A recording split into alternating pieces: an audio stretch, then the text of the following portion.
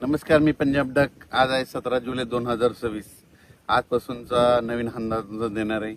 राज्यात आज 17 जुलैपासून आज बऱ्याच भागामध्ये पावसाला वाढ होत जाणार आहे, म्हणून हा अंदाज लक्षात घ्यायचा.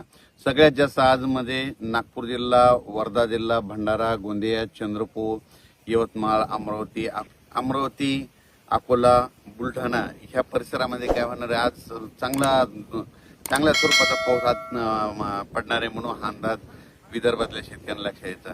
पण राज्यात आज देखील काय होणार आहे, 17 जुलैला इकडं मराठवाड्यामध्ये देखील परभणी जिल्हा, जालना जिल्हा, संभाजीनगर, बीड जिल्हा, लातूर जिल्हा, धाराशिव जिल्हा, त्याच्यानंतर सोलापूर इकडं, त्याच्यानंतर अहिल्यानगर ह्या परिसरात देखील आज 17 तारखेपासून आज बऱ्याच भागात पाऊस वाढायला सुरुवात होणार आहे, म्हणून हा अंदाज लक्षात यायचा. 17, 18, 19ला हे राहील, पण 20 तारखेच्या नंतर बऱ्याच भागामध्ये आणखी बराच कव्हर करणारे, म्हणून हा अंदाज सर्व शेतकऱ्यांना लक्षात द्यायचा. त्याच्यानंतर सांगायचं झालं तर मुंबईकडे देखील काय होणार आहे, आज देखील बऱ्याच भागामध्ये पाऊस सुरू होईल, पण मुंबई, नाशिक आणि कोकणपट्टीकडे मात्र 25 तारखेनंतर मात्र जोराचा मुसळधार पाऊस पडणार आहे, म्हणून हा अंदाज मुंबईकरांनी घ्यायचा. कारण की मुंबईकडे 25 तारखेनंतर मुंबईकडे शेवटच्या आठवड्यात मात्र जोरदार मुसळधार पाऊस पडणार आहे, म्हणून हा अंदाज मुंबई, पुणे, नाशिक, त्र्यंबकेश्वर या शेतकऱ्यांनी अंदाज लक्षात घ्यायचा. त्याच्यानंतर राज्यात सांगायचं झालं तर पश्चिम महाराष्ट्रामध्ये सातारा, सांगली, कोल्हापूर तिकडे देखील काय होणार, 25 म्हणजे शेवटच्या आठवड्यात चांगला पाऊस पडणार आहे. पण आज 17 तारखेपासूनच बऱ्याच भागामध्ये कोल्हापूर जिल्हा, सांगली जिल्हा, सोलापूर जिल्हा, त्याच्यानंतर अहिल्यानगर, पुणे जिल्हा, इकडं बीड जिल्हा, लातूर जिल्हा सगळीकडे बऱ्याच भागामध्ये आज पाऊस वाढायला सुरुवात होणार आहे. म्हणजे आजपासून चांगला पाऊस वाढणार आहे, म्हणून हा अंदाज सर्व शेतकऱ्यांनी लक्षात घ्यायचा.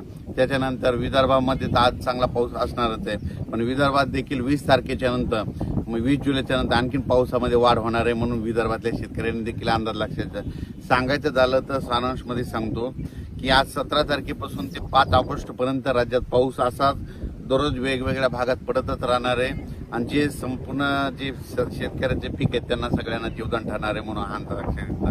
त्याच्यानंतर आषाढी एकादशी 25 तारखेला आहे, तर पंढरपूरला मात्र दुपार 4च्या दरम्यान संध्याकाळी मात्र थोडाफार प्रमाणात पाऊस असणार आहे, म्हणून यात्रेकरूंनी हे देखील अंदाज लक्षात द्यायचा. कारण की 25 तारखेला तिथं पाऊस थोडाफार पडणार आहे, जास्त काय असा मोठा नाही, म्हणजे नुकसानकारक नाही, मुसळधार तसा काही नाही, उगाच थोडा पाऊस येणार आहे, म्हणून हा अंदाज यात्रेकरूंनी देखील घ्यायचा, म्हणून हे देखील लक्षात द्यायचं. त्याच्यानंतर यात्रा परतल्याच्या नंतर राज्यात मात्र 27-28च्या नंतर बऱ्याच भागामध्ये काही ठिकाणी जोराचा पाऊस पडणार आहे, म्हणून हे आज देखील त्या शेतकऱ्यांना अंदाज लक्षात घ्यायचा.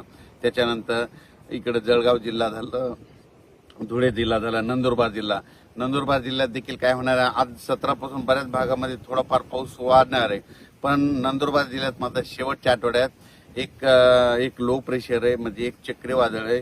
चक्रीवादळ काय होणार आहे, इकडं 22-23च्या नंतर इकडे नागपूरकडून येत असल्यामुळं नागपूर, इकडं अमरावती, अकोला असं करत करत मध्य प्रदेशकडे जाणार आहे. मध्य प्रदेशकडून काय होणार आहे, इकडे इंदूरकडून इकडं लगेच इकडं जळगाव असं करत करत इकडं परत गुजरातकडे येणार आहे. गुजरातकडे येत असल्यामुळे नंदुरबारकडे येऊन तेच मुंबईकडे जाईल. त्याच्यामुळे काय होणार, नंदुरबार जिल्ह्यामध्ये शेवटच्या आठवड्यात मात्र चांगला पाऊस पडणार आहे. मग तेच पाऊस मुंबईला देखील काय होणार आहे, 25, 26, 27च्या नंतर मुंबईकडे देखील, मुंबई इकडं बोईसर त्या परिसरामध्ये, इकडं त्र्यंबकेश्वर तिकडल्या पट्ट्यामध्ये, इगतपुरीकडं संगमनेर, अकोला तिकडे देखील चांगला पाऊस पडणार आहे, पुन्हा हा अंदाज लक्षात. म्हणजे सांगायचं झालं तर सध्या आता जशी 8 दिवस पावसानं उघड दिली होती तसं काही आता उघडीप नाही. फक्त राज्यात काय होणार आहे, आज 17ला एक भाग धरला तर उद्या 18ला दुसरा भाग धरणार, पुन्हा परत तिसरा भाग धरणार, असं करत सगळीकडे राज्यात पाऊस पडणार आहे, आणि सगळ्या शेतकऱ्याच्या राहिलेल्या सगळ्या ज्या पेरण्या होतील आणि सगळ्या पिकाला जीवदान ठरणार आहे, आणि कोणाचं पीक काही वाया जाणार नाही, म्हणून ही अंदाज सर्व शेतकऱ्यांना लक्षात घ्यायचा. त्याच्यानंतर काय होणार आहे, 20 तारखेच्या नंतर मात्र चांगला बऱ्याच भागामध्ये पावसाचा जोर वाढणार आहे, म्हणून हा अंदाज लक्षात घ्यायचा. आज देखील तुम्हाला सांगू इच्छितो, नागपूरकडं म्हणजे नागपूर, भंडारा, वर्धा, गोंदिया, त्याच्यानंतर अमरावती, ह्या अकोला ह्या पट्ट्यामध्ये